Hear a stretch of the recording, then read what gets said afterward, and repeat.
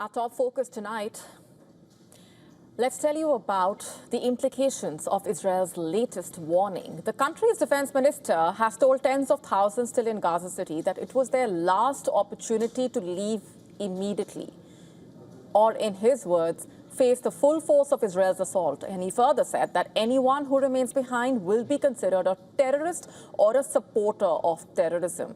This threat comes as several Arab countries continue to press Hamas to accept U.S. President Donald Trump's Gaza peace proposal.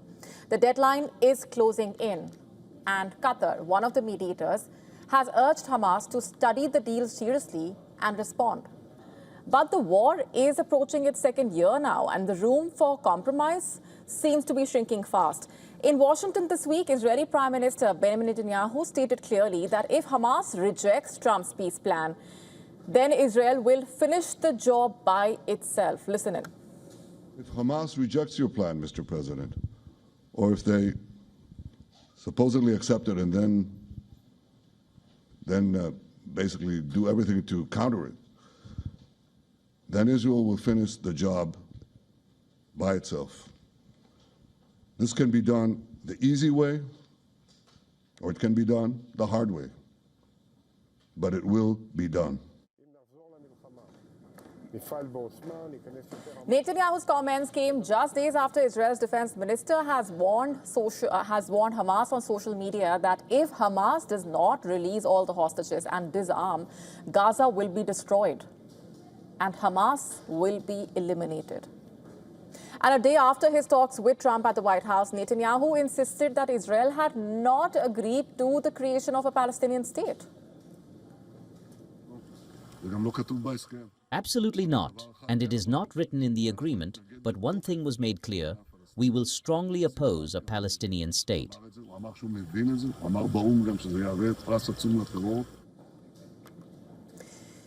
In fact, Israel's position could not be clearer, which then brings us to that big question. If Trump's peace plan collapses, will Israel use it as cover to justify the total destruction of Gaza? The devastation in Gaza continues. Meanwhile, smoke plumes rose over Gaza on Thursday as Israeli operations intensified. Thousands of Palestinians fled southward, desperate to escape the bombardment. And some displaced Palestinians said they are exhausted and hoped Trump's plan ends the war.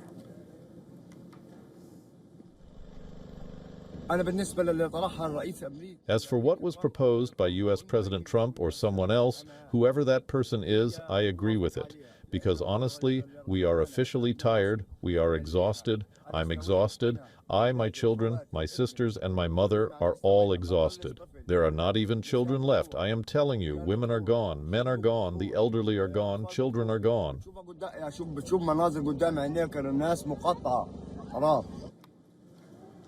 Yet, many Palestinian families remain trapped in the north, unwilling or unable to move. Rising costs, lack of shelter, constant shelling have left them with no safe options. I have already moved more than 10 times, and now I am simply unable to go any further. The Israeli military is only 700 meters away from us. There are so many people here that we cannot move. We have nowhere to stay and no money. We are frequently subjected to shelling. I myself crawled out from under the rubble. To this day, I still cannot believe that I am alive.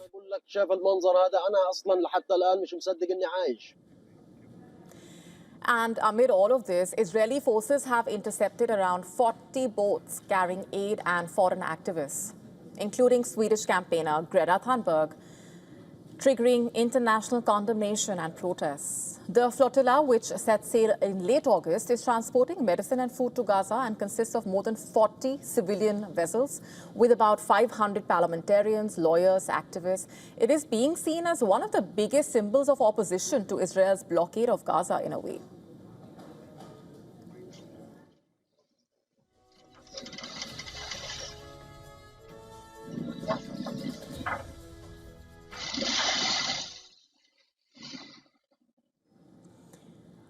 And on the diplomatic front, meanwhile, some reports suggesting that Hamas leaders believe the U.S. ceasefire framework is a trap designed to finish Hamas, whether the group accepts the terms or not. Trump's 20-point plan calling for Hamas to lay down its arms and withdraw from any governing role in Gaza. As Hamas evaluates, Trump's 3 to 4 days ultimatum is quickly shrinking, and the people of Gaza remain stuck in the middle of all of this, in a war that has resulted in the deaths of over 66,000 Gazans. Japan is embarking on a major shift in its defense posture with the decision to equip its missile destroyer, the JS Chokai. It will be equipped with the US-made Tomahawk cruise missiles. The warship is currently on its way to the United States, this move coming in the backdrop of intensifying regional tensions around the Pacific Rim. It is itself a formidable platform. It has 90 vertical launch cells capable of firing an array of missiles. The integration of the Tomahawks will significantly expand its strike options beyond air defense and anti-submarine warfare. It will give them long-range capabilities. Japan aims to have the ship fully operational with these new weapons by next summer. It has already started initial loading and training exercises. Japan's decision to acquire 400 Tomahawks coming amid what its defense minister calls the most severe and complex security environment since World War II. With China's fast-growing military cutting-edge missiles and its claims over disputed territories like Senkaku Islands, there is direct pressure on Japan's sovereignty, reportedly. At the same time, North Korea is testing more missiles and tightening defense ties with Russia. And these threats are forcing Tokyo to rethink its defense strategy and act with greater urgency in the Indo-Pacific. The political symbolism of the development also crucial. For decades, Japan's post-war pacifist constitution has limited its military to strictly defensive roles. It emphasizes deterrence over offense. In fact, with the Tomahawks in the picture, Japan is hinting at a more assertive stance, a stance that is aimed at deterring or responding rapidly to threats before they reach its shores. These long-range and precision-guided missiles, which are capable of striking targets up to 1,000 miles away, will put key areas deep inside China and North Korea within striking distance.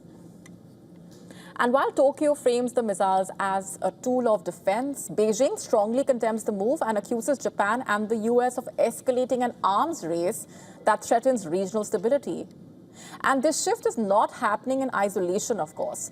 Other US allies, like Australia, the UK, have already integrated Tomahawk missiles into their navies. Australia successfully tested a Tomahawk from its warship last December and plans to purchase 200 missiles to bolster its own naval strike capabilities. It was a moment of pride, remembrance, and deep national gratitude in Punjab as the Indian Army's Golden Arrow Division marked the Diamond Jubilee of India's historic victory in the 1965 India-Pakistan War. The event, held at the very battlefield where Indian forces turned the tide 60 years ago, the Punjab governor, meanwhile, was the chief guest at that ceremony, along with other war veterans. At the heart of the tribute was a solemn remembrance of Company Quarter Master Havildar Abdul Hamid, who was awarded the Param Veer Chakra posthumously for his extraordinary bravery.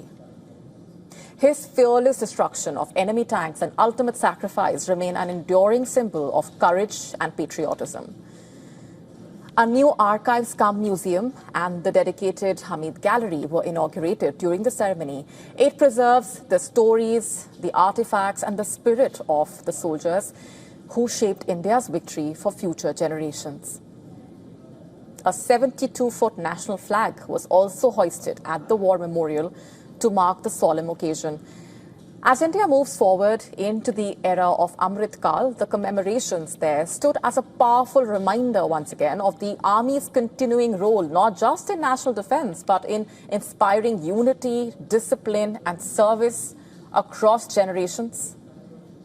And honoring the past, celebrating the present, and committing to the future. The Diamond Jubilee of the 1965 war victory standing as a proud testament to the bravery of India's armed forces and the unwavering trust that the country places in them.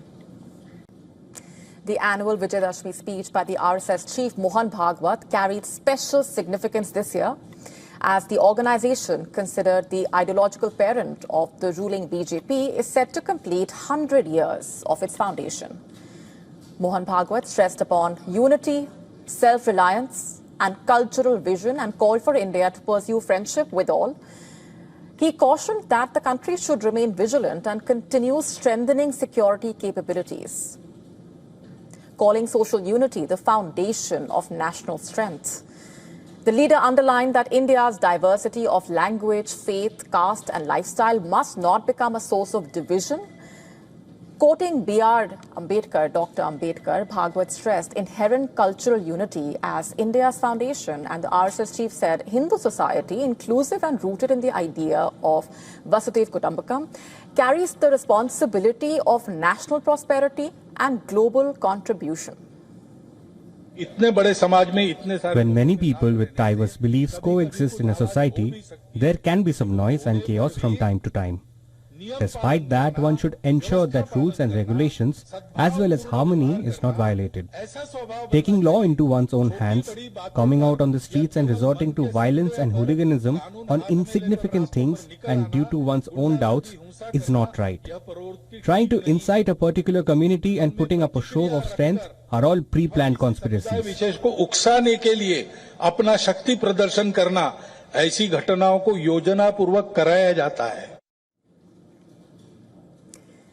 And speaking about the Pahalgam terror attack, Mohan Bhagwat said the government's response demonstrated strong leadership, and the armed forces also demonstrated their preparedness in such times.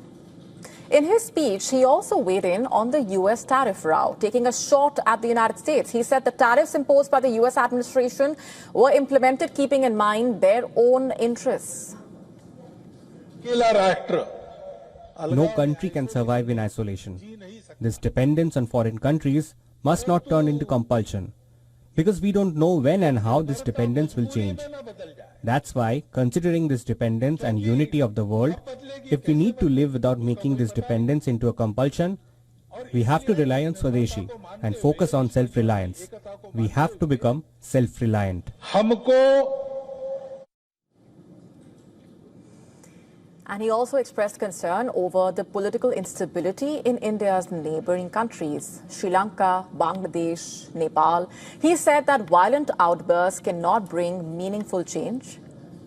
And the RSS chief also touched upon the issue of climate change. He said harmful consequences of the materialist and consumerist development model adopted worldwide are increasingly becoming evident everywhere.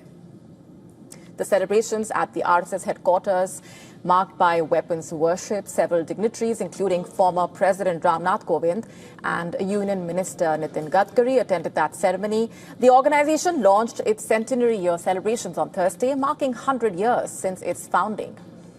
Starting from this Vijayadashmi to the next, it will observe the centenary year, highlighting its growth from a small meeting to a national organization with over 83,000 shakhas.